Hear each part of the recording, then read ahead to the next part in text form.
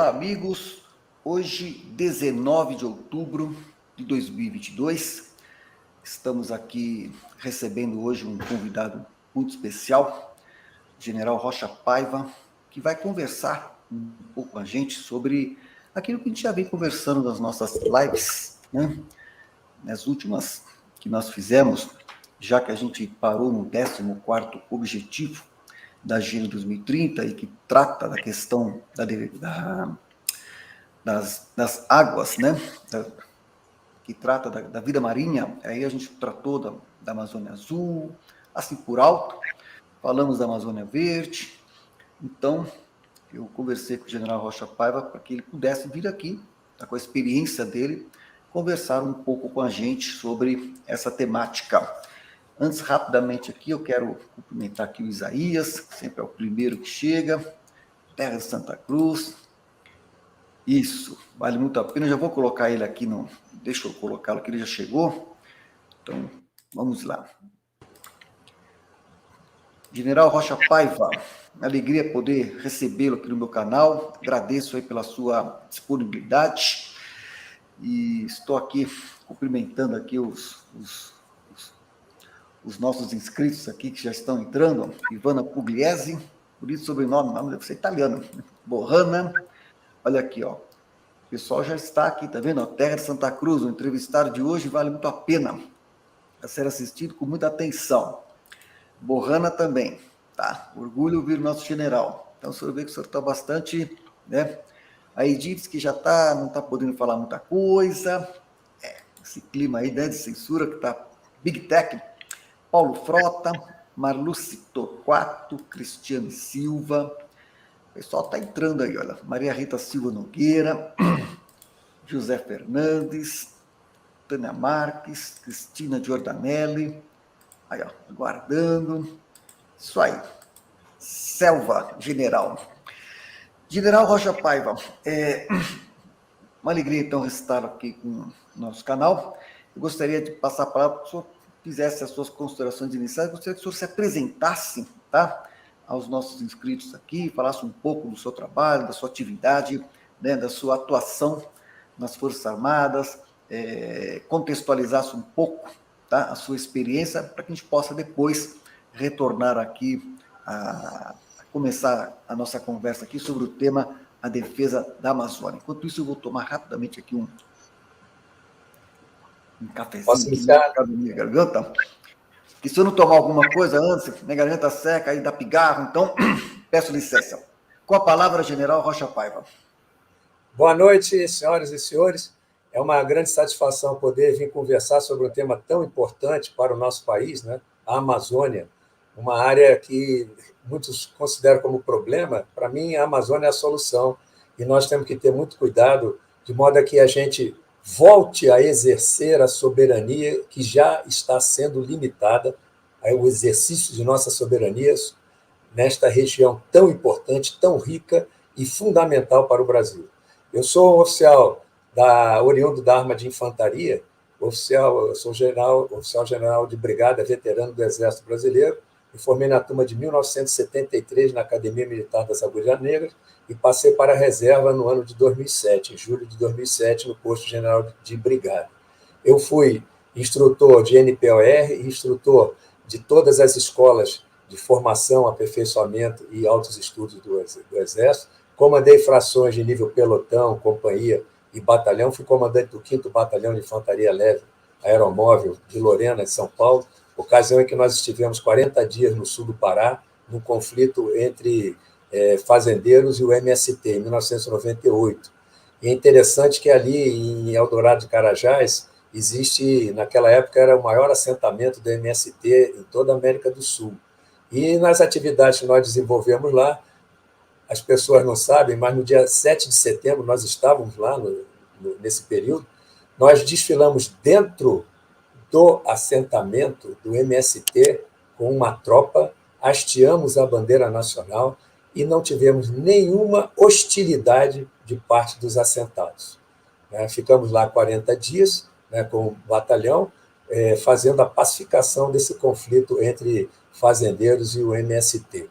Depois eu cheguei a general de brigada, comandei a Escola de Comando do Estado-Maior do Exército, e como missões assim de maior envergadura, eu fui observador militar das Nações Unidas em El Salvador, no conflito, na Guerra Revolucionária em El Salvador, em 1992 e 93, e fiz o curso de Estado-Maior também na Argentina. Além de fazer o curso de Estado-Maior no Brasil, fiz na Argentina. Estagiei e fiz o curso de assalto aeromóvel na 101ª Divisão de Assalto Aéreo do Exército dos Estados Unidos, e como general, além de comandar a Escola de Comando do Estado-Maior do Exército, eu fui o gerente de implantação do Programa Excelência Gerencial do Exército Brasileiro e passei para a reserva como secretário-geral do Exército.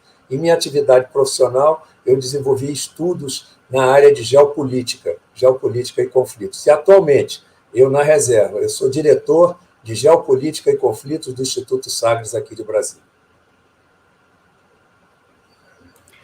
Maravilha. General Rocha Paiva, a gente, como tenho falado aqui, conversamos anteriormente, um pouco antes da live, a gente tem tratado aqui da Agenda 2030, dos 17 objetivos, e quase todos eles, de algum modo, fragiliza a soberania das nações, porque há hoje, né, os organismos internacionais que aí estão, e uma agenda que acaba sendo impositiva, porque são 193 nações ali enredadas pela ONU, e muita coisa acaba vulnerabilizando o poder de ação das nações. E a gente sabe que a Amazônia, pelas riquezas naturais, minerais, e pela sua posição estratégica e por tudo que ela representa, não só a Amazônia Verde, tá? Mas também a Amazônia Azul, do fundo do mar, as riquezas do fundo do mar, é alvo da cobiça, sempre foi, tá? Ao longo da história, é alvo da cobiça dessas grandes fundações bilionárias que estão por trás desses organismos, etc. Tá? Eu queria saber do general, assim, qual hoje, né? Como é que está essa realidade? Como é que, a partir da sua experiência, as Forças Armadas do Brasil vêm acompanhando essa situação? Quais são os riscos reais, os problemas, as ameaças? E como que nós estamos preparados diante dessa situação em que vira e mexe, né? Fala-se na internacionalização da Amazônia. Quer dizer, em suma, como é que o senhor abordaria, então, uma reflexão inicial para a gente poder adentrar nessa complexa temática?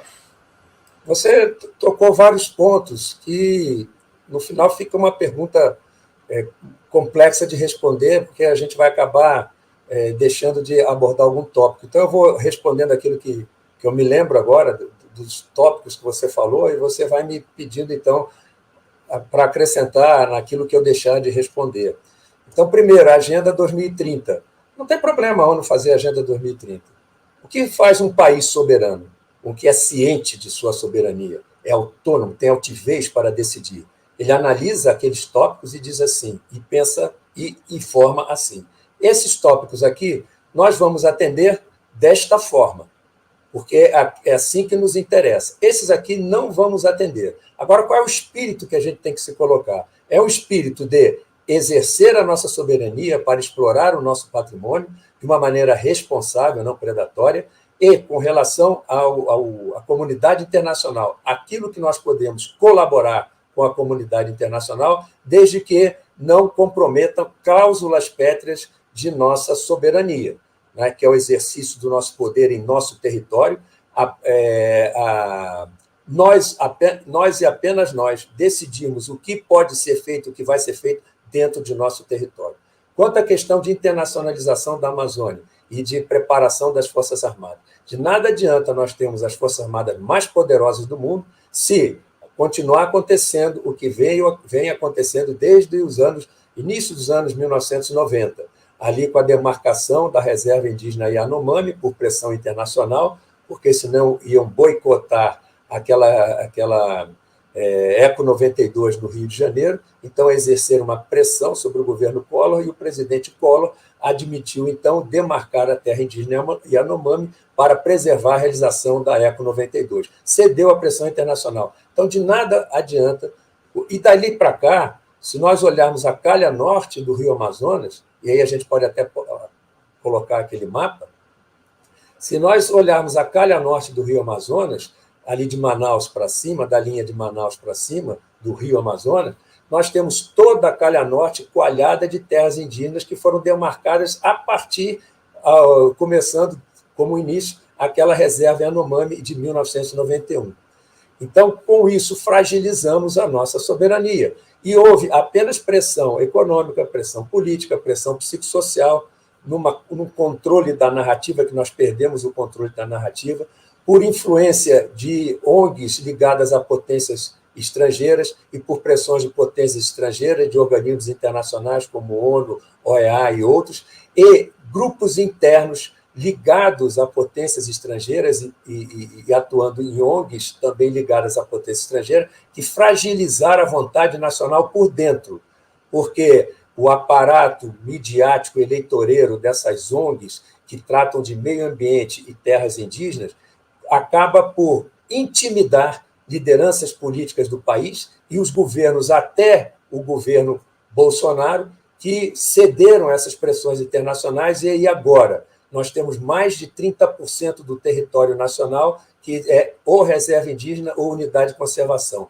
E na calha norte do Rio Amazonas, nós temos praticamente tomada de terras indígenas e unidades de conservação que estão não só no território brasileiro, como também no território de países vizinhos. Uma vez que você tem uma terra indígena, com grupos indígenas, comunidades indígenas da mesma etnia, no Brasil, por exemplo, e na Venezuela, e uma terra indígena que abarca a Yanomami, território brasileiro e território venezuelano, isso facilita pressões internacionais para que a soberania nessas regiões seja compartilhada. Então, houve uma estratégia de ações sucessivas. Aqui cederam nossos governos, do governo Collor até o governo Temer. O governo Temer nem tanto, não teve nem tempo para isso, mas até o governo Dilma, em que aceitaram a demarcação dessas reservas indígenas em faixa de fronteira, inclusive, e aceitando alguns documentos elaborados na ONU, como tratados e convenções que fragilizam a nossa soberania.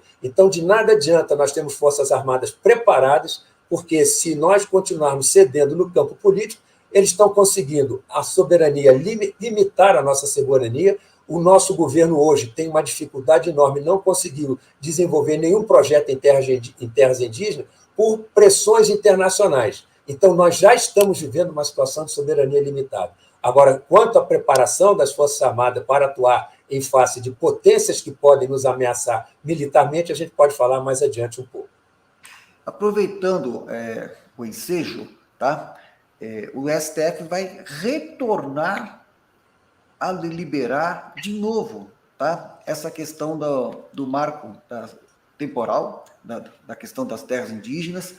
Preocupante isso. Como é que você vê de novo o STF ter que, né, deliberar sobre essa matéria e, de repente, revogando o que já foi decidido lá no tempo da Raposa Terra do Sol? Como é que o senhor vê isso? Bom, são vários juízes que foram indicados por governos de esquerda, governos de cunho internacionalista, que aceita essas pressões internacionais e eles estão reagindo conforme a sua ideologia política, que é uma ideologia, hoje em dia, de esquerda socialista, marxista, grancista, que é ligada a interesses internacionais.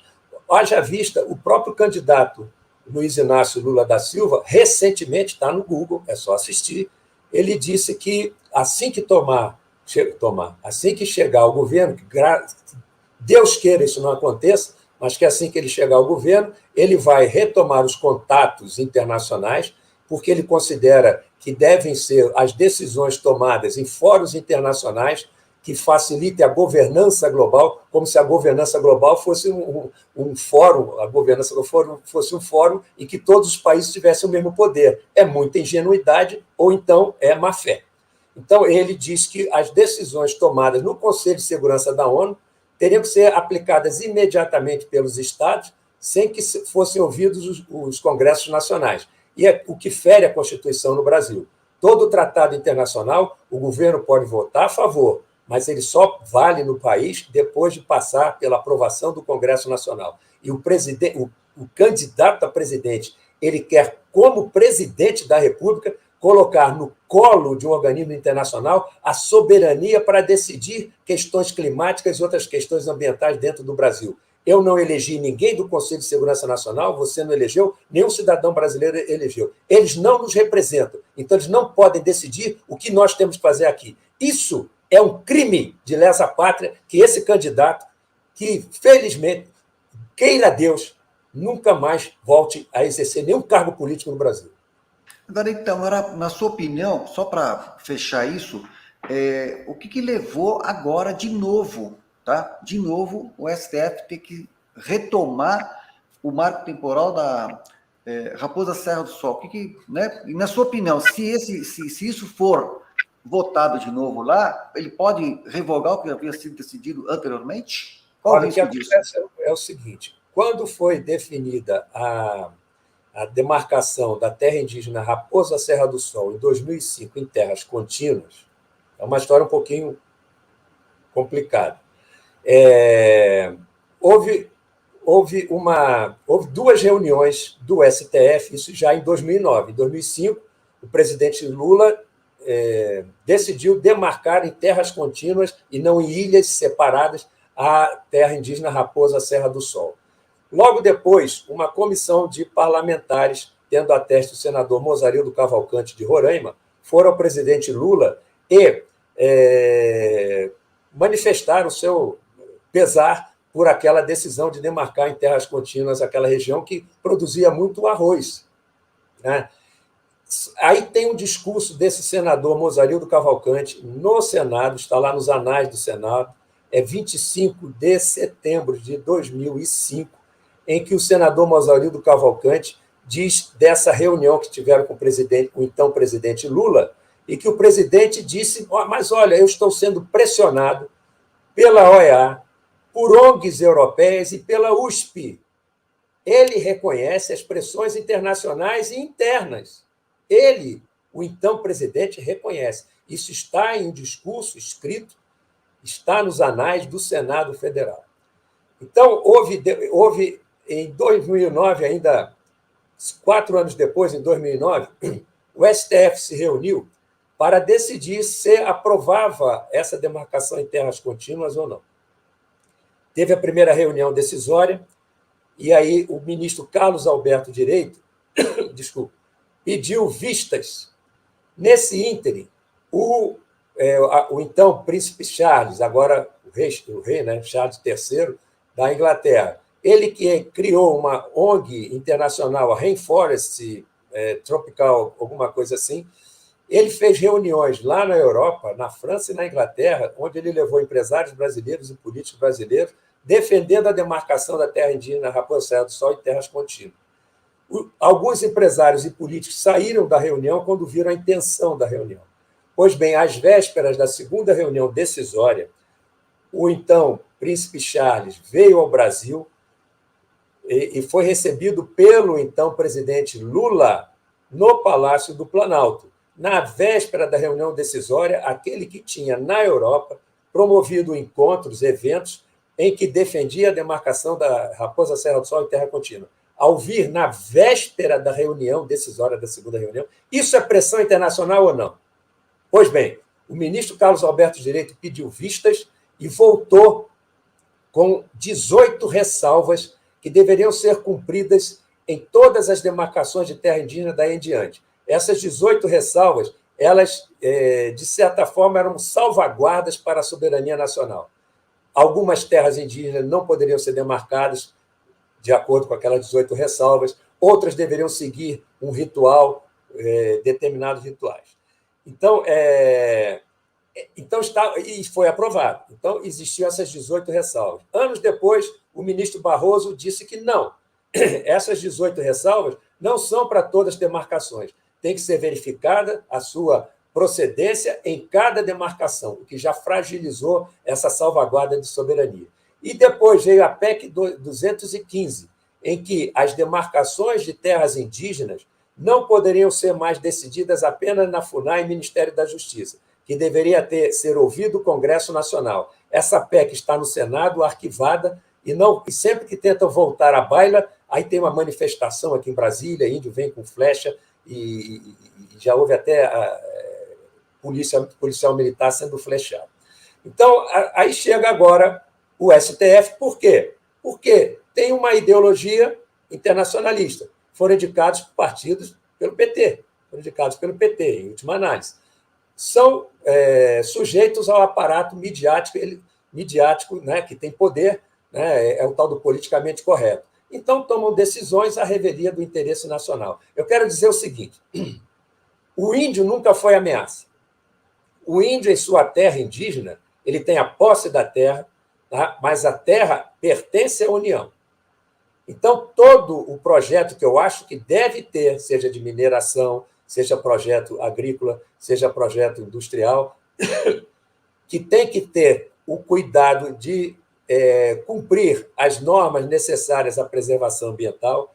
Esses projetos devem ter a participação na diretoria do projeto de representantes da comunidade indígena, de modo a que os bônus do projeto, grande parte, atendam aos interesses da comunidade indígena e grande parte atendam também ao interesse de todos nós, que somos irmãos dos indígenas, porque somos todos brasileiros. Então, o que acontece é que, ao voltar a essa discussão... Desculpa, eu estou meio rouco aqui, essa secura aqui afeta, né? Então, essa discussão voltando, né, fragiliza a soberania nacional, né? Porque é colocar mais terras indígenas que já deveriam não poderiam mais ser demarcadas, já teriam sido todas demarcadas, e o que nós já temos hoje no Brasil é se somar as terras indígenas, uma França e uma Alemanha só de terras indígenas, para 800 ou 1 milhão de brasileiros. Imagine, dentro um território que corresponde ao da França e da Alemanha unidos, para 1 milhão de brasileiros. Então, acaba o indígena sendo o maior latifundiário. E o pior, ele, indígena, está interessado em que haja projetos de desenvolvimento em suas terras.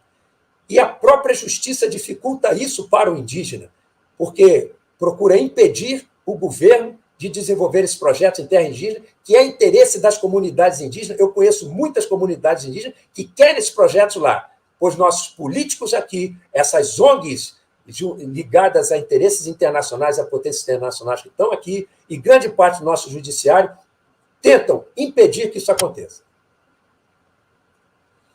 Eu queria que o senhor falasse um pouquinho sobre essa questão da internacionalização da Amazônia, tá? Corredor AAA, em que pé que está isso?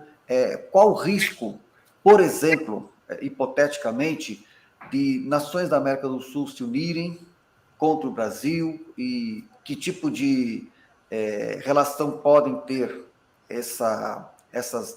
os países sul-americanos em relação aos demais que também têm a Amazônia como alvo? Como é que o senhor vê esse cenário? É um cenário que realmente tem causado preocupação?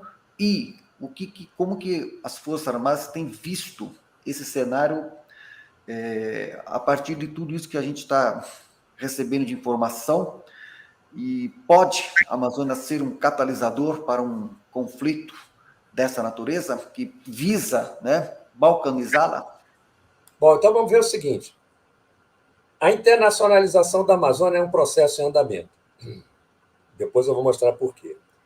Existem documentos, tratados e convenções internacionais e outros que se pretendem implantar, que fragilizam a nossa soberania e facilitam essa internacionalização. Outra coisa, não vai haver uma invasão total na Amazônia, tá? A conquista da Amazônia impor uma internacionalização por meio de uma invasão militar em toda a Amazônia.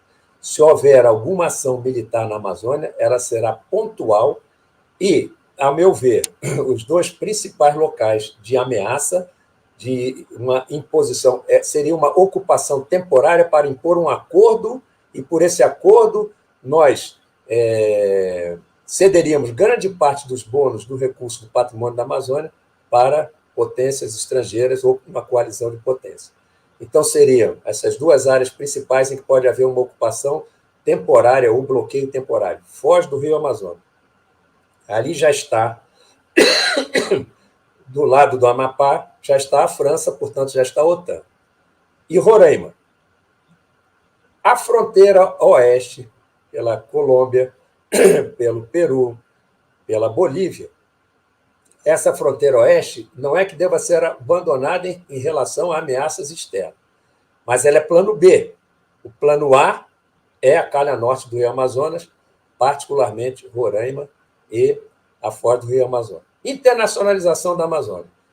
Como eu falei, desde o início dos anos 90, através de uma estratégia de ações sucessivas, a nossa soberania na Amazônia vai sendo limitada através dessas demarcações de terras indígenas, onde o governo, quando vai tentar tomar alguma iniciativa nessas terras indígenas, a comunidade, entre aspas, internacional, porque não é a comunidade, na realidade, são potências que têm cobiça na região, e organismos internacionais com suas ONGs internacionais ou nacionais a eles aliados. Então, vieram com as demarcações de terras indígenas. Aí depois vem a OIT 169, é uma convenção, Organização Internacional do Trabalho 169. Essa OIT 169, os seus artigos, eles têm sempre uma salvaguarda para nós mantermos a nossa soberania. Ela não fragiliza totalmente a nossa soberania, embora ela não neutraliza totalmente a nossa soberania, embora ela fragilize a soberania. Porque, inclusive, no decreto de adesão à OIT 169, existe algo dizendo que qualquer iniciativa que causar algum gravame ao patrimônio nacional tem que passar no Congresso. Então, é só o Brasil levantar, isso aqui vai trazer um prejuízo para o patrimônio nacional, e não é cumprido. No entanto, todos os artigos da OIT 169 têm uma ressalva, que diz assim, a exemplo ou da mesma forma como são tratados os outros irmãos nacionais do mesmo país. Algo mais ou menos assim. Aí depois vem, em 2007, a OIT 169 foi aceita pelo governo Fernando Henrique Cardoso, que é um governo ligado, é o PSDB. PSDB, a sua liderança é ligada ao diálogo interamericano, que é do movimento globalista. Aí depois vem em 2007, e o governo Lula vota a favor da Declaração Universal dos Direitos dos Povos Indígenas. Esse é um outro documento internacional que, o primeiro, a OIT 169, a convenção, fragiliza a nossa soberania. A Declaração Universal dos Direitos dos Povos Indígenas, o governo brasileiro, o governo Lula, num crime de lesa pátria, votou a favor, mas não passou no Congresso e está arquivado no Senado. Pode voltar. Então, por essa Declaração Universal dos Direitos dos Povos Indígenas, o Brasil perde totalmente a soberania na Amazônia, em toda a Amazônia, porque dá direito aos indígenas, em suas terras indígenas, de terem autogoverno e livre determinação de sua condição política, ter instituições políticas e jurídicas próprias, fazerem acordos internacionais, impedir ações militares, atividades militares em terras indígenas, dar um parecer contrário. Imagine uma terra indígena em faixa de fronteira, você dá um parecer contrário e vetar atividade militar em terra indígena. Ou seja, os indígenas têm que ser consultados se você pode exercer um patrulhamento na faixa de fronteira. Tem que ser consultada, quer dizer que se você tiver uma operação sigilosa, você tem que consultar a comunidade indígena, é isso que está lá. E vetar também as atividades governamentais em terras indígenas que não forem da sua concordância. E mais, pertencer a uma comunidade ou nação indígena. Agora, imagine uma nação indígena dentro do Brasil. Torno a dizer, o índio, em suas terras, ele tem todo o direito de todos os projetos e todas as iniciativas ali dentro, ele participar da direção de modo que seja garantida grande parte do bônus daquele projeto para a sua comunidade. Então, essa Declaração Universal dos Direitos dos Povos Indígenas é um crime de lesa pátria perpetrado pelo governo Lula em 2007. E no Programa Nacional de Direitos Humanos 3, um dos artigos diz tornar constitucionais os instrumentos internacionais de direitos humanos não ratificados no Congresso, e um deles é esse. O artigo 42 desta convenção, desse tratado, declaração, melhor dizendo, Declaração Universal dos Direitos dos Povos Indígenas, o artigo 42 respalda o Conselho de Segurança da ONU, porque é um dos órgãos da ONU, e aí diz que os órgãos da ONU, a ONU e os outros estados signatários vão tomar as providências para que sejam cumpridos os artigos da declaração. Então, essas providências, um desses órgãos que está nesse artigo 42 é o Conselho de Segurança da ONU, que pode decretar intervenção. Então, se você tem um povo que nós consideramos brasileiro, qualquer povo indígena, Yanomami, Wapixama, etc., Chavante, para mim é brasileiro, não é povo. O povo é brasileiro, eles são brasileiros de etnia indígena, mas não são povo Chavante. Então, povo, como eles chamam, nação, como eles chamam, com instituições políticas e jurídicas próprias e autonomia para determinar as suas instituições políticas e jurídicas, isso é Estado-nação dentro da nação brasileira. Então, aí está. Né? Aí o que eu digo, o que adianta ser potência militar se os governos, até o Bolsonaro, de 90 até o Bolsonaro, foram os principais agentes que voluntariamente cederam soberania brasileira à comunidade internacional. Agora, então, aí a questão que a gente estava dizendo assim, num cenário hipotético, tá? Há um risco dos países sul-americanos fazerem uma coalizão contra o Brasil? Como é que ficaria essa relação com os países de fora, os globalistas que querem também, que cobiçam, tá? A Amazônia? Como é que o senhor vê esse cenário? Olha, qualquer decisão de um país sul-americano agredir o outro, particularmente se tiver de acordo ou numa coalizão com potências extra-regionais. Eu acho muito difícil, mas não é impossível. Então, como é que eu vejo uma questão, um cenário de agressão? Eu vejo assim, uma pressão de uma comunidade, da comunidade internacional, digamos assim, tendo como carro-chefe alguma potência, uma coalizão de potência, querer impor uma condição de exploração do nosso patrimônio ou de impedir que o Brasil explore seu patrimônio. Então, um governo resolve desenvolver um projeto em terra indígena. Aí a comunidade, tanto com apoio interno, do que eu chamo de quinta coluna interna, ONGs, né, que, inclusive, ONGs que lideram indígenas em algumas terras indígenas e que tentam convencer o indígena de que ele não é brasileiro, pertence a uma nação, como se diz, né, uma nação Yanomami.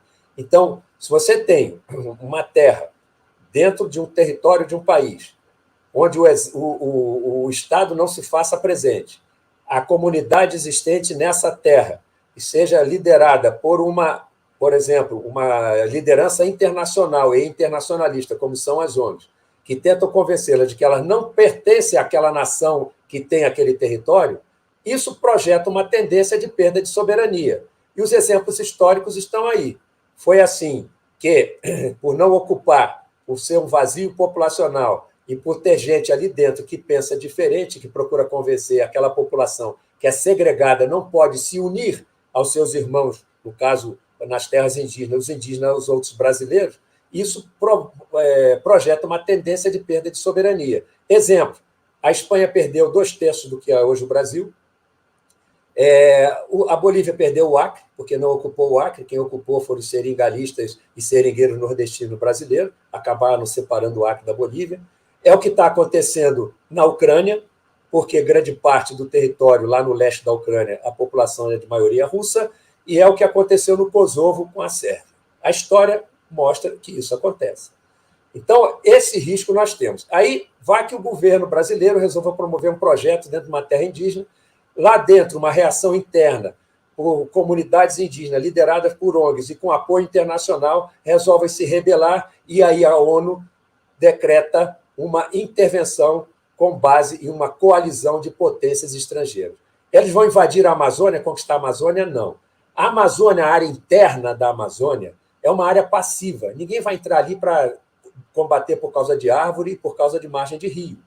No entanto, a fronteira oeste é uma fronteira mais segura, porque ali uma coalizão de potências extra-regionais para chegar na Amazônia, na fronteira oeste, em áreas periféricas, vai ter que ter o aval da Colômbia. E da Colômbia no Brasil não entra nenhuma estrada, só entra o rio. O que montar uma operação militar em cima de um rio para chegar em Manaus vai ser muito difícil. Ou então vem pelo Peru, só tem uma estrada que entra no Brasil, que vai lá do Porto de Hilo até o Acre. Uma estrada só, tendo que atravessar os Andes. Primeiro, o Peru tem que concordar com uma invasão ao Brasil por uma coalizão de potências. Vão ter que desembarcar, vão ter que sair lá da Califórnia ou lá da Ásia, chegar na América pelo Pacífico, atravessar um país, atravessar os Andes, chegar na Amazônia, onde não tem estradas, direções estratégicas que apoiem uma invasão, ou pela Bolívia, que é mais difícil ainda. Chegando em áreas periféricas, lá na fronteira oeste, onde vão combater o melhor combatente de selva do mundo. E vão ficar ali naquela área periférica, como ficaram no Afeganistão, no Iraque, como ficaram no Vietnã, acabam saindo um vexame tremendo. Agora, consome muitos recursos nossos e deles. Por isso que eu digo que a fronteira oeste não é para ser desprezada, mas é plano B. Onde é que eu vejo a possibilidade de, para impor condições de explorar o patrimônio nosso na Amazônia, como é que isso poderia acontecer com uma agressão estrangeira? Uma delas, e a mais perigosa, bloquear a foz do Rio Amazonas. Porque se você bloquear a foz do Rio Amazonas, não chega um recurso em Manaus. Porque, mas tem a BR-163, que chega lá em Santarém, mas isso se bloqueia com força aérea, destrói o porto, e aí? Destrói o porto, não deixa construir o porto, que adianta essa estrada? Tem que chegar em Santarém, embarcar e ir pelo rio até Manaus. Então, se bloquear a foz do Rio Amazonas, cai em Manaus. Mas não é para ficar a vida inteira na foz do Rio Amazonas. Bloqueia a foz do Rio Amazonas, deixa uma base lá e diz assim, nós vamos sair daqui, mas vocês vão ter que assinar esse acordo, de modo que a exploração dos recursos que vocês têm na Amazônia, grande parte, tantos por cento vão ficar para nós, vocês ficam com o resto. Vocês não perdem 1 centímetro de território, mas perdem soberania para explorar o patrimônio. A mesma coisa em Roraima. A Guiana, a Venezuela nem tanto, não é tão fraca assim, mas a Guiana é um país muito ligado à Grã-Bretanha e, portanto, é um país da OTAN. Ela é fraca militarmente, não tem condições de impedir uma pressão internacional que uma coalizão passe com uma força ali por dentro. Chega na fronteira da Guiana com Roraima, e de lá lança uma operação aeromóvel e bloqueia a BR-174, que é a única entrada terrestre em Roraima. Bloqueou Roraima, ocupou Roraima, vai fazer a mesma coisa. Eu deixo uma base aqui, saio, vocês não perdem 1 centímetro de território, mas vão ter que assinar esse acordo aqui de exploração das terras na Amazônia, de modo que grande parte do bônus vá para ele e nós fiquemos com o ônus da administração. E não é só na Amazônia. Outra área do Brasil, por exemplo, Bacia Petrolífera de Campos. Ocupa a Bacia Petrolífera de Campos, bloqueia a ida de petróleo para o continente e diz, a gente só sai daqui quando vocês assinarem esse acordo lá por um interesse na Amazônia.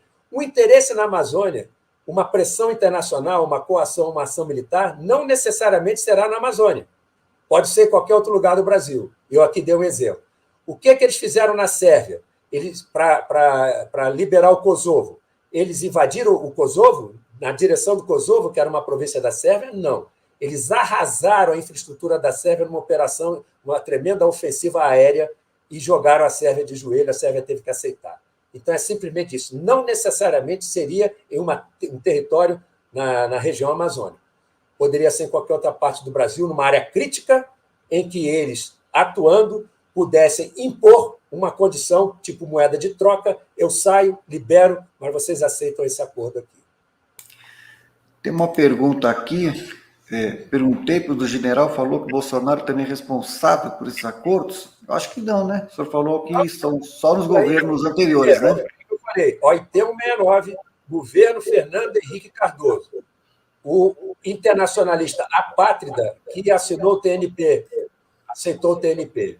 E esse acordo da Declaração Universal de Direitos dos Povos Indígenas, simplesmente o governo brasileiro votou a favor, mas ela não está em vigor no Brasil, olha o que eu falei, porque ela não foi aprovada no Congresso, está arquivada no Senado. E, se Deus quiser, nunca vai ser aprovada. Para mim, teria que ser rasgada. Bom, a ONU tem um conceito jurídico que ela criou, parece que foi em 2005. Responsabilidade de proteger. Isso, responsabilidade de proteger.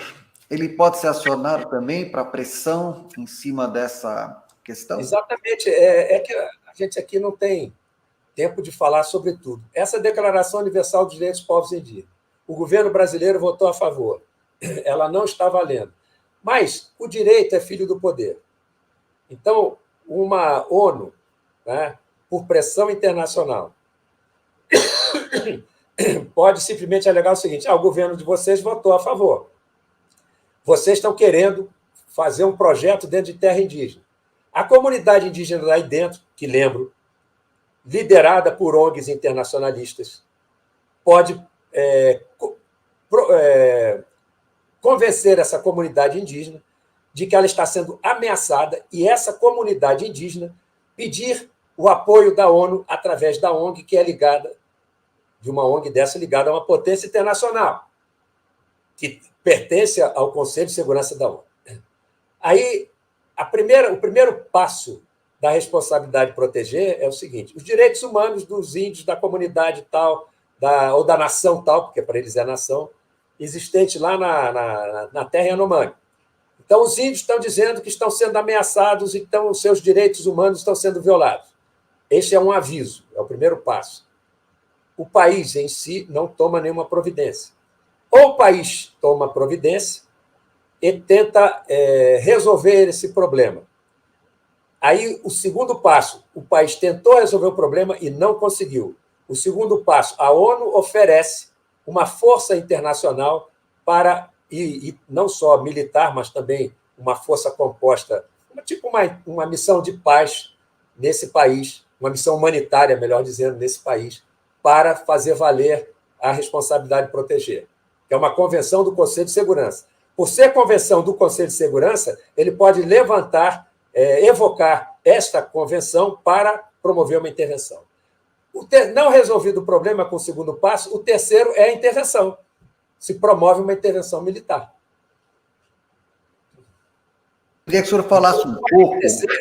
Dessa forma, como eu falei, aquela comunidade indígena, né, convencida de que está sendo violada em seus direitos, porque o governo brasileiro aceitou ou votou a favor, e para a comunidade internacional não interessa se a legislação brasileira diz que tem que passar pelo Congresso ou não, e simplesmente faz o que.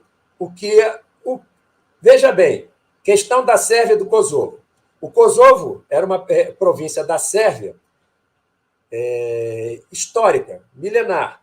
Só que a população da Sérvia foi abandonando o Kosovo e essa população do Kosovo passou a ser de maioria albanesa.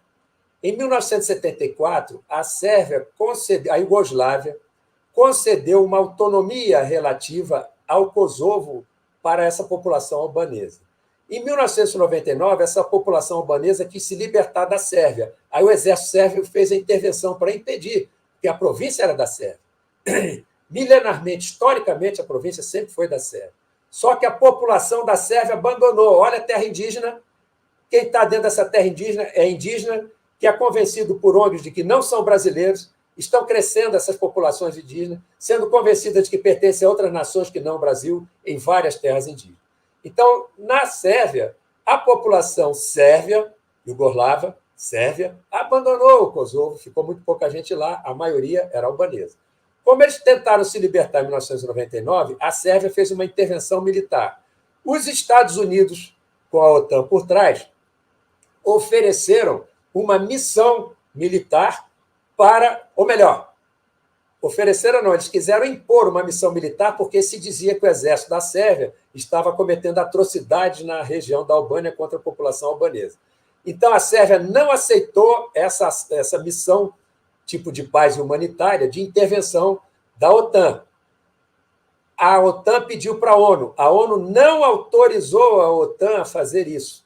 A OTAN, independente da ONU, e como não quis fazer uma invasão terrestre, porque a região é montanhosa e ia morrer muita gente para chegar no Kosovo, a OTAN não fez operação militar terrestre e fez uma ofensiva aérea e arrasou a infraestrutura da Sérvia, que vai levar 30 anos para se recuperar. Aí a Sérvia teve que aceitar, então a ONU entrou, fez um acordo para uma missão de paz que essa missão de paz foi conduzida pelos Estados Unidos e a OTAN. Um dos artigos do mandato da ONU dizia que a soberania da Sérvia sobre o Kosovo deveria ser obedecida, deveria ser reconhecida e obedecida, pois 8 anos depois o Kosovo declarou independência e Estados Unidos, França, etc., a OTAN toda aceitou essa independência do Kosovo. Então, olha o perigo que corre no Brasil. A gente tem que conhecer a história, porque o que aconteceu lá pode acontecer aqui. Daí porque o Brasil não pode jamais reconhecer a Crimeia como sendo da Rússia, porque a Rússia, queira ou não, em 1954, passou a Crimeia para a Ucrânia e agora retomou. Eu até entendo que o Putin tenha feito isso, geopoliticamente, ele não tinha outra coisa a fazer. Mas o Brasil jamais poderá reconhecer isso, porque abrirá um precedente que pode ser usado no futuro contra o Brasil. Eu quero dizer aqui que a Réia Frazão, ela está dizendo que está assistindo essa live de Manaus. Ela foi voluntária, serviu voluntariamente como oficial médica. E na sequência, então, tem aqui também eu vi um comentário aqui também da Cristina Giordanelli sugerindo que ela também viesse aqui e partilhasse o seu conhecimento. Então, está convidada, tá? Eu vou deixar aqui meu e-mail aqui, tá? Aí, tendo interesse, ela pode entrar em contato e a gente conversa. O canal está aberto aí para uma partilha, né? Porque já que ela tem essa experiência em loco, sempre é enriquecedora, né? A troca de informações nesse sentido, feito o convite. Eu quero, ao qual agradeço também as sugestões, todas as sugestões dos nossos ouvintes, a gente procura, né, acatar da melhor forma possível, tá? A gente faz uma interação, procura fazer uma interação boa aqui, tem bastante gente assistindo, de várias partes do Brasil e de fora, né, de Portugal e tantos mais. Vamos falar um pouquinho, tá, da Amazônia Azul, tá? Gostaria que o senhor falasse um pouquinho sobre a Amazônia Azul. O que o senhor tem a nos dizer em termos de riscos, de problemas, de ameaças, das nossas riquezas do fundo do mar, vulnerabilidades? Ainda ontem eu fiz uma live aqui, falei um pouco por alto assim sobre a chamada Guerra da Lagosta dos anos 60 pela mídia, tá? Que foi um episódio que mostrou que, né, que pode se repetir, mas de forma mais intensa. Então, o que o senhor tem a dizer em relação à Amazônia Azul? A Amazônia Azul se estende pelo Atlântico, né, todo o litoral brasileiro, e ela se compõe das águas territoriais, que vão até 12 milhas, se não me engano, da terra, né? E depois tem mais as 200 milhas, que são a zona econômica exclusiva, que o Brasil tem, o país, no caso, tem algumas prerrogativas em termos de exploração dos recursos da zona econômica exclusiva, e tem uma projeção que é aquela faixa do continente que se projeta além da zona econômica exclusiva, que é pelo fundo do mar mesmo, e que se projeta além da zona econômica exclusiva. Então, essa região, e que ela também se coloca em torno dos nossos Fernando Noronha e o atual de São Pedro, São Paulo, etc. Então, essa região ela é riquíssima, né? Ela é riquíssima em seres vivos, né? De alto interesse comercial, né? De pesca, etc. É de minerais, né? É uma área importante para o turismo, é uma área importante para a segurança nacional, é uma área importante para, no caso, a proteção, né? A proteção da navegação, etc. E rica em minerais, hidrocarbonetos, etc. etc. Essa Amazônia Azul ela tem em torno de 4 milhões e 500 mil quilômetros quadrados, então ela é mais ou menos do tamanho da Amazônia. O que acontece? Nós temos, em termos de segurança e defesa nacional, nós temos que considerar o nosso entorno estratégico. O que é o entorno estratégico? É a América do Sul, projetando um pouco para o Caribe. Eu vou aproveitar só um minuto, vou mostrar aquele mapa que o senhor até sugeriu, né? Aí, quem sabe, pode aí o senhor discorrer também. Então, o nosso entorno estratégico é a América do Sul, que está aí projetado, o Atlântico Sul, que vem essa parte toda, que vai ali do norte da América do Sul, se estende até o Caribe, e vem descendo pela calha, a grande calha entre o subcontinente sul-americano e a África, e desce até a Antártida. Então, esse é o nosso entorno estratégico, que é uma área de interesse máximo para segurança e defesa nacional. E a Amazônia Azul se estende, né, a Amazônia Azul brasileira, vai todo o litoral brasileiro, em torno, ao longo do Atlântico Sul. E essa área é uma área que o Atlântico Sul, né, uma extensão da Amazônia Azul, ele tem entre a plataforma continental brasileira e a plataforma continental africana, existe uma área intermediária que é conhecida como, abro aspas, a área. Essa área também tem algumas cordilheiras suboceânicas de muita riqueza mineral. E é uma área onde não existem soberanias, mas existem interesses.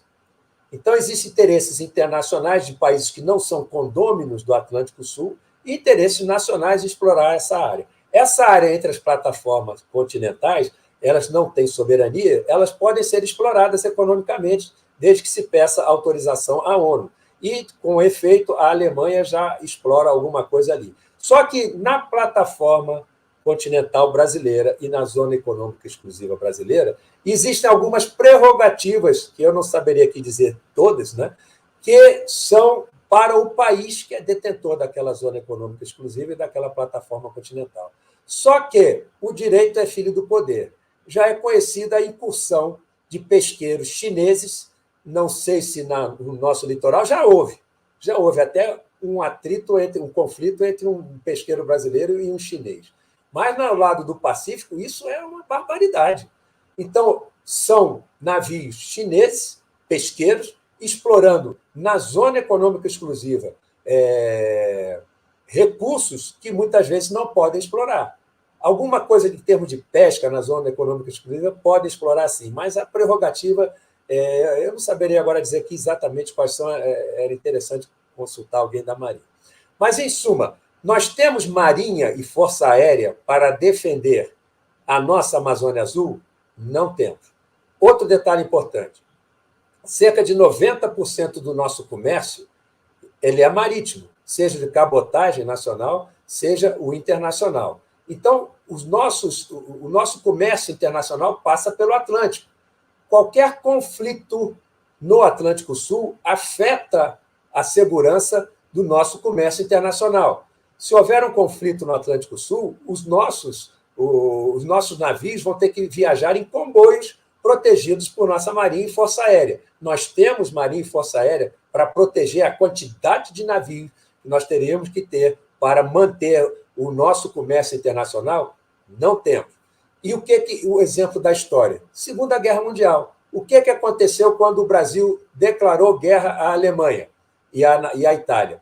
Os submarinos italianos e alemães, aliás, antes mesmo de declarar guerra, exatamente por eles estarem torpedeando os nossos navios, foi que nós declaramos guerra em agosto de 1942, declaramos guerra à Alemanha e à Itália, porque nós tínhamos rompido relações diplomáticas com eles, se não me engano, e eles, a partir daí, passaram a torpedear nossos navios.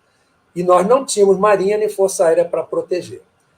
Temos outro exemplo histórico, que foi citado aqui pelo professor Hermes Neri, que é indevidamente chamado de Guerra da Lagosta, porque os pesqueiros franceses vinham em nossas águas territoriais, a 12 milhas do continente, e eles vinham pescar lagosta.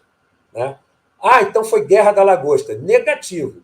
Pode ter sido Guerra da Lagosta por franceses, os pesqueiros franceses. Para o Brasil, não foi guerra. Primeiro que não foi guerra, foi um conflito que não chegou a acontecer um conflito armado. Houve movimento de forças navais, sim, mas não houve um conflito armado, e o Brasil se impôs. Até tem uma história que é interessante, que diz que eles não poderiam pescar a lagosta, porque a lagosta não era peixe, a lagosta não é um peixe, a lagosta é um crustáceo, né? E que ele caminha pelo fundo do mar.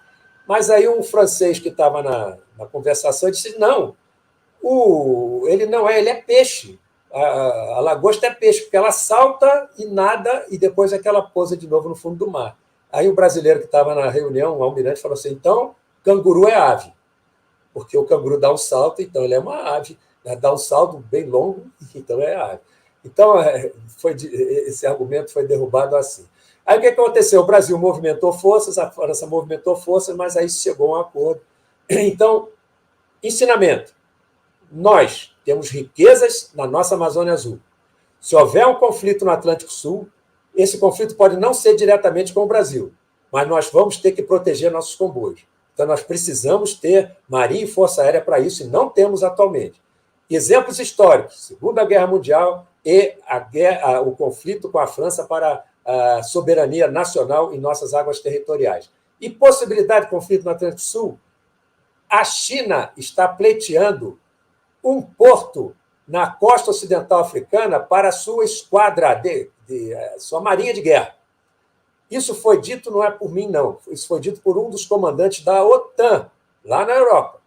No momento em que um país da costa ocidental africana, e todos eles são muito ligados à China em termos econômicos, ceder a utilização de um porto na costa ocidental africana, porque na costa oriental, no Djibouti, o Djibouti já deu essa possibilidade, essa concordância, né? Essa concessão já fez, já concedeu. Já tem também no Afeganistão, não, desculpe, no Paquistão e outros países ali do Oriente Médio. Se na costa ocidental isso acontecer, primeiro que já é mais um rival para competir com o Brasil em seus interesses na região. E vai ser mais um rival, né? Ou melhor, vai ser o primeiro rival no Atlântico Sul a competir com os interesses da OTAN e dos Estados Unidos. Porque na Convenção em Lisboa, em 2010, a OTAN já admite atuar abaixo do paralelo 5, ou seja, abaixo do Atlântico Norte. Ela já admite isso daí. A OTAN, que é a Organização Tratado do Atlântico Norte, já admite atuar no Atlântico Sul. Então, esse conflito entre eles vão pressionar o Brasil para estar do lado de um deles, ou atender ao interesse deles, ou para impedir o Brasil de comercializar com algum deles. E o Brasil vai ter que ter poder naval e aéreo para manter a neutralidade. Ou seja, se tentarem fazer isso pela força, vão sofrer um revés e que vão pagar muito caro por isso.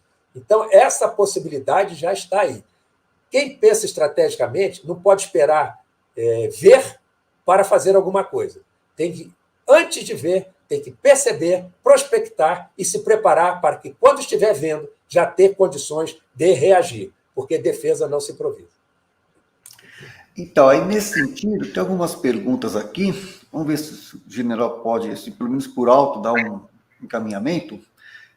Cristina Giordanelli pergunta aqui. General Rocha Paiva, no caso de existir o conflito, quem seriam nossos aliados? Primeiro, precisa saber conflito contra quem e por quê. Né?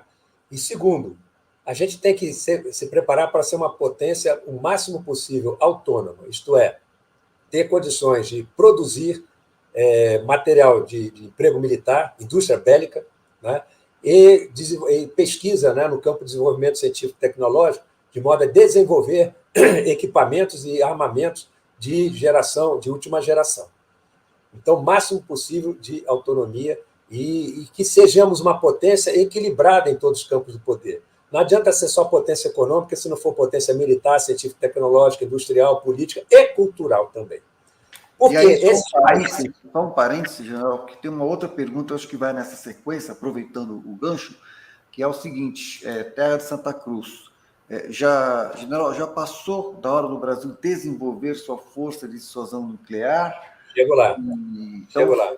Na sequência. Então, quem seriam nossos aliados? Então, esses países, essas potências, quem são essas potências? Estados Unidos, Reino Unido, que agora saiu da União Europeia, que já conforma a OTAN, Japão, Índia, que é um país que tem ligações tanto com a China, embora com a China tenha mais inimizade do que amizade, mas tem uma ligação antiga já com a Rússia e tem uma boa ligação com os Estados Unidos. Então, é um país mais ou menos neutro por enquanto. E tem a Rússia, China e Índia. Estão aqui, no nosso entorno estratégico. Pode ter conflito entre eles. E se eles tiverem conflito entre eles, olha o que acontece na Europa Oriental, olha o que acontece no Oriente Médio, olha o que acontece no Pacífico. Sobra, vamos dizer assim, reflexo para a segurança e defesa e soberania de todos os países daquela região. Então, se eles entrarem em conflito entre eles. Se nós entrarmos em conflito com um deles ou mais de um deles, os nossos vizinhos, vejam como a China já está na Argentina, no Uruguai, no Paraguai nem tanto, mas na Bolívia e tantos outros aí. Esses países, Estados Unidos também, esses países têm muito mais poder econômico, científico, tecnológico, militar, industrial e político do que o Brasil para atraí-los para a sua esfera de influência. Será que o Brasil, entrando em conflito com a China, a Argentina vai ficar do nosso lado, tão dependente que é da China, ou está ficando da China, ou vai ficar do lado da China? Então, outro ensinamento, não podemos contar com a aliança de ninguém.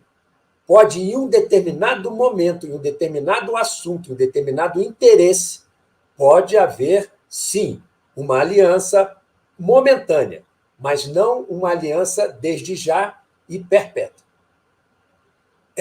Agora, se eles, ao invés de entrarem em conflito, e aí nós vamos ver na história, porque isso aconteceu, eles entrarem em acordo. Quando é que eles fizeram isso? Vamos para a história. 1884, Congresso de Berlim, as potências europeias, os impérios europeus, partilharam a África, e olha o desastre geopolítico que foi essa partilha da África, misturando etnias, povos, etc., em territórios diferentes, colocando povos inimigos dentro de um território e, do outro lado, no outro território, metade de um povo que era inimigo de outro nesse território anterior. Então, acabou dando a Primeira Guerra Mundial, né, a partilha da África. E também na China, porque lá nos anos 1850, 1860, teve a Guerra do Ópio, né, promovida pela Inglaterra. Esses países são muito bonzinhos, né? Eles queriam inundar a China de ópio e exportar ópio para todo mundo, como a Inglaterra fez, e promoveu a Guerra do Ópio para manter a sua pressão, a sua coação, a soberania limitada da China. E aí partilharam a China. Japão, Rússia, as potências, os impérios europeus e os Estados Unidos partilharam a China, de modo que a China tinha 18 de suas 23 províncias sob soberania compartilhada. Então, pior não é quando eles entram em conflito entre eles, não. É quando eles entram em acordo. Então, contar com a aliança de imediato, desde já, fazer uma força, vamos fazer agora um tratado de aliança de segurança com o Paraguai, com o Uruguai, negativo. Nós temos que desenvolver com eles, sim, adestramento em exercícios de operações de adestramento, seja em missões operacionais de guerra, seja para missões de paz e humanitária. No momento em que você desenvolve esses exercícios de adestramento, você cria uma doutrina comum, uma de emprego conjunto comum, uma metodologia de planejamento comum e um adestramento comum. Se um dia, em determinada situação, houver uma comunhão de interesses, você constitui uma força e essa força já terá sido adestrada e preparada e instruída antes. Mas, de imediato, ter uma força, uma aliança militar, negativo. Quanto à questão nuclear. Isso. Mais uma vez, o governo apátrida internacionalista, né, de Fernando Henrique Cardoso assinou o Tratado de Não Proliferação de Armas Nucleares. Nós já tínhamos acertado com a Argentina e Chile que não iríamos desenvolver bomba atômica. Aliás, algo que, pelo contrário, já ter feito um acerto com ele é desenvolver conjuntamente um artefato nuclear, porque aí nós seríamos 3 potências nucleares e, no acordo, cada uma teria tantas ogivas, e isso teria sido feito um acerto, e nós seríamos potências nucleares. Nós já tínhamos esse acordo. Na nossa Constituição já está escrito que nós não vamos desenvolver arma nuclear, pois veio pressão de fora e o presidente Fernando Henrique Cardoso abaixou a coluna, dobrou a coluna e aceitou essa pressão internacional. O Brasil não ganhou nada com isso e nem é para ganhar, porque soberania não é negócio para ser feito em balcão de negócio, não é artigo para ser negociado em balcão de negócio. Soberania é algo sagrado. Então, o Brasil diz, eu não vou fazer a bomba atômica, mas não vou assinar, porque se um dia eu quiser, eu faço. O que acontece? Os países detentores de armas nucleares não estão cumprindo uma cláusula tratado que eles deveriam reduzir os seus arsenais nucleares até eliminar os arsenais nucleares. Não fizeram isso. Então, o Brasil pode denunciar o acordo. O que eu acho que o Brasil deveria fazer? É desenvolver a tecnologia nuclear até o limite da possibilidade e se preparar para, em pouco tempo, se for necessário, ter o artefato nuclear. Eu tenho a certeza que o Japão, a hora que quiser, ele, uns 4, 5 meses, ele tem o artefato nuclear. Ele tem tecnologia para isso, e é isso que nós temos que fazer aqui. Então, no momento, desenvolver arma nuclear não é um momento. O Brasil não tem poder para fazer face às pressões que vêm de fora, ele iria ter que acabar cedendo, o que seria uma desmoralização. Então, no momento, não é a hora de tentar desenvolver o poder nuclear.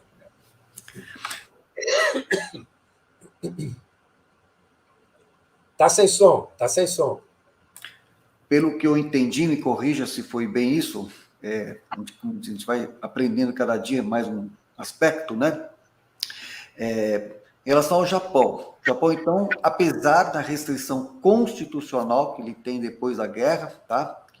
Que é uma restrição constitucional que agora, principalmente depois do Shinzo Abe, a coisa começou a ser questionada, essa restrição constitucional, que impede do Japão, né, de ter avanço nessa área, mas mesmo assim ele conseguiu, foi o que eu entendi, ele conseguiu desenvolver tecnologia, é isso? Se ele está desenvolvendo, ele vai fazer o possível para ninguém saber. Então, o que eu digo é que o Japão, pelo desenvolvimento científico e tecnológico que ele tem, eu acho que ele, em pouco tempo ele faz um artefato nuclear. Tá. Apesar da restrição constitucional que lá esteja acontecendo, porque teria a vista grossa dos Estados Unidos. Israel desenvolveu arma nuclear, os Estados Unidos nunca reclamaram. Tá. Agora, veja bem, o Japão, na sua opinião, pode rever essa restrição constitucional? Não tem ainda força para isso? O Japão está revendo até essa questão constitucional de que eles não podem ter força armada. Ele tem força de autodefesa, que é uma forma de dizer diferente de dizer a mesma coisa. E agora, para ter, inclusive, mais liberdade de ação, para se fortalecer militarmente, e ele já está fazendo isso. Então, eles querem tirar isso da Constituição. Então, aí a MIA-BR fala aqui, ó, desculpa, mas quanto que o Brasil ou qualquer outro país vai ter poder de se defender contra todos esses países juntos, como Israel, Estados Unidos, União Europeia, Reino Unido, etc, etc, etc. Então, eu vou falar aqui para você o seguinte. Eu falei que nós temos como as nossas áreas estratégicas, não adianta dizer a área estratégica amazônica, mas a Amazônia é um continente. A área estratégica Atlântico Sul é algo imenso. Então, quais são as áreas prioritárias para a defesa do Brasil? Na Amazônia, Roraima e Foz do Rio Amazonas. No Atlântico, eu colocaria o saliente nordestino, porque dali você atua na costa norte do Atlântico, no litoral norte brasileiro, saliente nordestino para o litoral sul. O núcleo central, que abarca o continente, o litoral, ali a bacia petrolífera de Campos, e a foz do Rio da Prata, mais ao sul. Então, essas áreas, né, uma circunferência em torno dessas áreas, seriam as áreas estratégicas prioritárias para o Brasil. A fronteira oeste, como eu já falei, é uma fronteira que é um plano B. Então, todas essas áreas que eu falei, Roraima, não que Roraima não chega no litoral, mas eu já disse que a Guiana é uma passagem para a Roraima e essa passagem começa no litoral. Então, ou seja, uma ameaça de uma potência daquelas que eu citei aqui, isoladamente ou em coalizão. Essas potências, isoladamente, elas só terão condições de fazer qualquer coisa no Brasil com o aval dos Estados Unidos, portanto, teriam que ter o aval dos Estados Unidos, e durante os 30 ou 40 anos, nem China, nem Rússia vão poder fazer nada aqui, porque os Estados Unidos têm poder militar para impedir. No entanto, uma coalizão de potências ocidentais aliadas aos Estados Unidos, desde que tenham o aval deles, podem fazer alguma das ações nessas áreas que eu mostrei aqui. Então, ou seja, estão todas no litoral. Acho que eu chamo de plano A. Plano B é a fronteira oeste. Não estou dizendo que tenha que se abandonar. Mas, para o plano A, nós tínhamos que desenvolver um sistema conjunto de defesa anti-acesso e negação de área. O que compõe esse sistema conjunto de defesa anti-acesso? Eu não inventei isso. Isso foi levantado e começou na China. Hoje em dia, a China já tem, a Rússia já tem, Irã já tem, e não sei quem mais tem. Então, o que aconteceu com a China? Ela, naqueles conflitos que de vez em quando tem, conflitos que não chegam a ser conflito militar, mas conflito político e ameaças, etc., com Taiwan, a China lançou mísseis ao redor, nos flancos, vamos chamar assim, né, ao norte e ao sul de Taiwan. Os Estados Unidos movimentaram, então, 2 forças-tarefas aeronavais, com base em 2 porta-aviões, com os navios de proteção, e se aproximou do mar da China, passou Taiwan e ameaçou a China. A China recuou e se sentiu desmoralizada. Chegou à conclusão que tinha que desenvolver uma capacidade de dissuasão, de modo a que impedisse uma ação dessa natureza de uma força-tarefa aeronaval americana que se aproximasse do seu litoral e a ameaçasse, porque ela não tinha como se defender. Então, ela desenvolveu o que ela chamou de sistema de defesa anti-acesso e negação de área. É um sistema baseado em mísseis balísticos e mísseis cruzeiro, aqueles que pegam um navio lá a 2.000 metros, 2.000 quilômetros, etc., de distância, 3.000 quilômetros. Artilharia de longo alcance e forças combinadas de pronto emprego. Então, ela desenvolveu isso. Eu li isso e vi que, para o Brasil, a ameaça viria do litoral.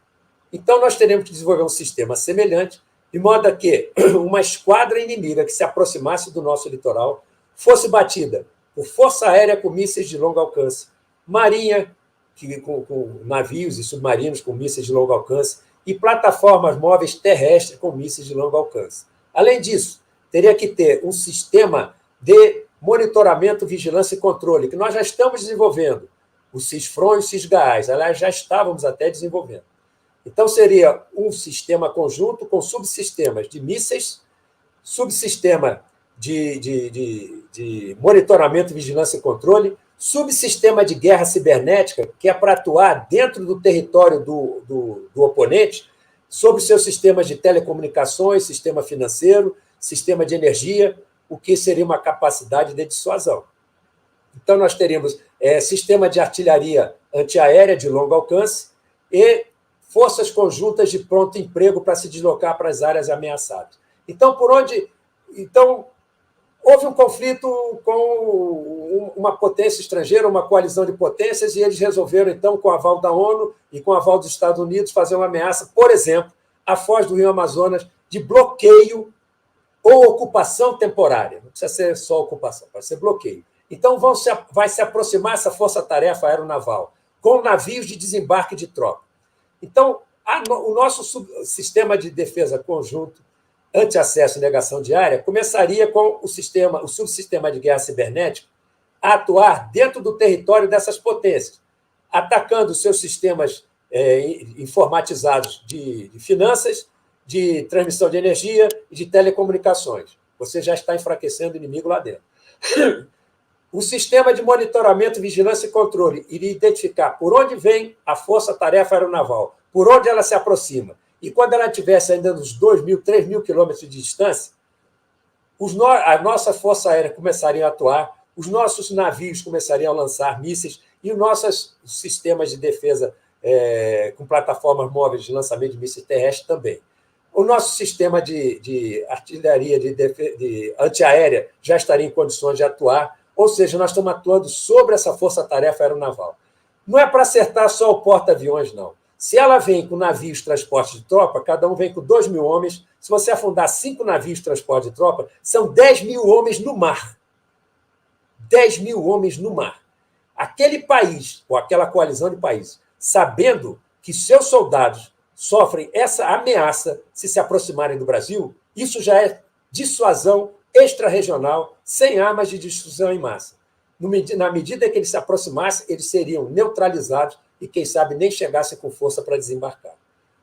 E nós, essas nossas forças conjuntas de emprego, de pronto emprego, seriam deslocadas para defender o território nas áreas ameaçadas, para negar área a esse inimigo.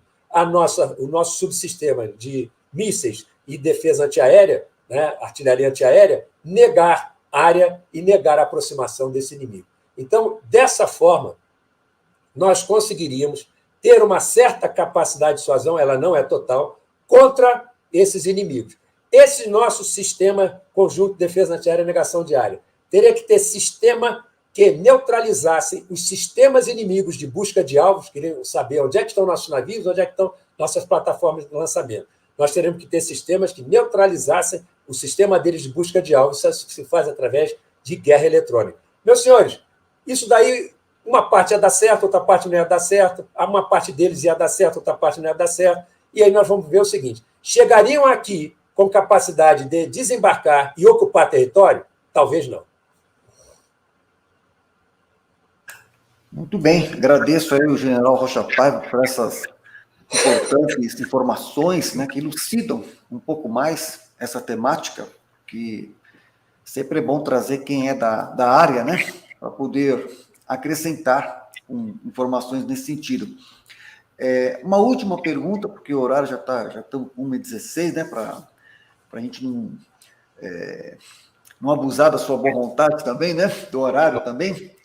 Uma última pergunta aqui, a gente tem outras tantas, mas vamos procurar atender da melhor forma possível, que é o seguinte: Augusto César, estamos em uma situação social delicada no Brasil, as Forças Armadas estão prontas para pacificar o país se preciso, principalmente depois das eleições, porque é a situação, né, que a gente está aí, não sabe o que vai acontecer, etc.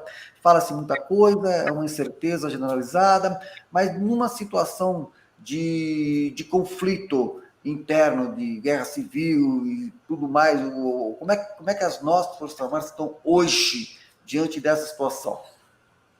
Eu acho que a nossa grande ameaça interna não é uma guerra civil por questões políticas. No momento, a nossa grande ameaça interna é o crime organizado, as organizações criminosas e as partes do território que o próprio Estado perdeu soberania, como, por exemplo, lá no Rio de Janeiro. Naquelas comunidades em torno da cidade do Rio de Janeiro, o Estado não tem soberania sobre aquelas regiões, isso é um vexame. Agora, para resolver esse problema, nós teremos que ter uma lei especial de combate ao crime organizado e que teremos que ter uma ação do Estado. Agora, com esse mimimi de politicamente correto, de tititi, de direitos humanos para quem não é humano, tem que ter direito humano, não estou dizendo que não tem que ter, mas de exacerbar o direito humano, o sujeito chegar numa audiência de custódia, aí se o policial, na hora que prendeu, deu-lhe um supapo porque estava sendo agredido por ele, se o policial responder dando um supapo no cara que está preso, vai para uma audiência de custódia e ele é liberado pelo juiz. Assim não dá. Esse país, com esse tipo de tratamento privilegiado para o bandido, fica difícil. Então, essa é uma questão, mas isso aí é para uma outra live. Quanto à questão, digamos, de questão social e ideológica, se por acaso, por trás desse movimento, estiver um governo com ideologia marxista-grancista, aí é que vai ser o perigo. Porque pelo que eu conheço das Forças Armadas, pelo que eu vivi nas Forças Armadas, a nossa bandeira nunca será vermelha. Mas nós podemos ter, pode acontecer, de nós ter um governo de linha ideológica marxista-grancista que quer implantar um regime socialista liberticida no Brasil. O mentor ideológico do Partido dos Trabalhadores, o senhor José Disseu, já disse que ganhar a eleição não é nada. O importante é tomar o poder. Ora, ganhar a eleição é ganhar o poder executivo. Ganhar o poder é ganhar o Estado, porque o poder é do Estado. É ganhar o executivo, o legislativo e o judiciário por um partido para impor uma ideologia liberticida, marxista, grancista, socialista. E aí, para chegar à tomada do poder, a estratégia grancista fala numa revolução cultural, no enfraquecimento das forças de segurança do Estado e na imposição, então, de uma crise orgânica para a tomada do poder. E aí, se tiver por trás desse movimento social o próprio governo, aí vai ser difícil a coisa, porque vai haver conflito interno e, quem sabe, até uma divisão interna no país para fazer face a esse conflito. Está sem som.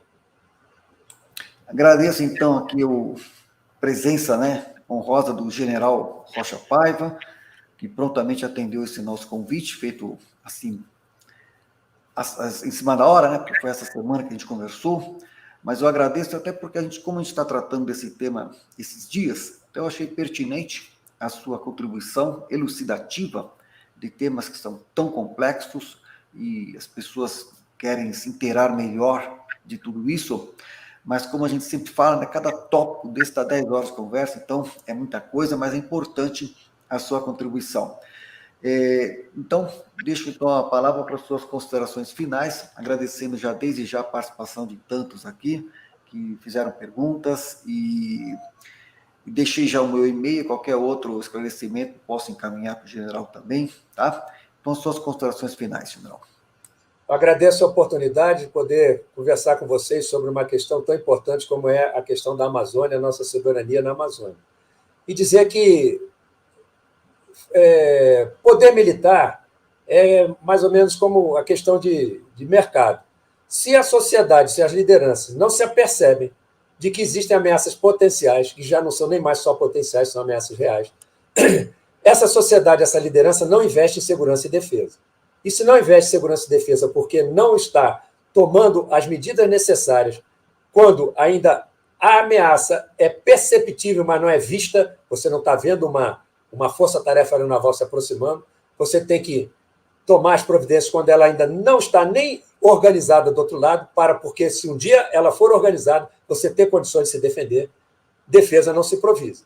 Mas para isso precisa se convencer a sociedade e a liderança nacional de que existem essas ameaças. E esse é o nosso papel.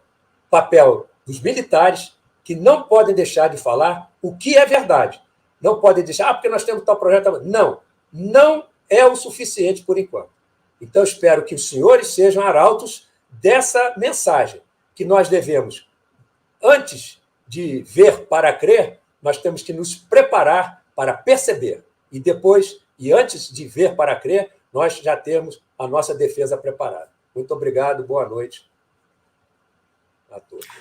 Maravilha. Eu que agradeço, então, ao general Rocha Paiva aí pela sua participação elucidativa, esclareceu muita coisa aí que se faz necessária, e vamos prosseguir com fé, confiança na graça de Deus e com civismo, com patriotismo, com fé, e comprometido com os princípios e valores cristãos que fazem realmente com que essa nação pujante possa ainda alcançar seu destino promissor com esses princípios, com esses caros princípios e valores que nós defendemos.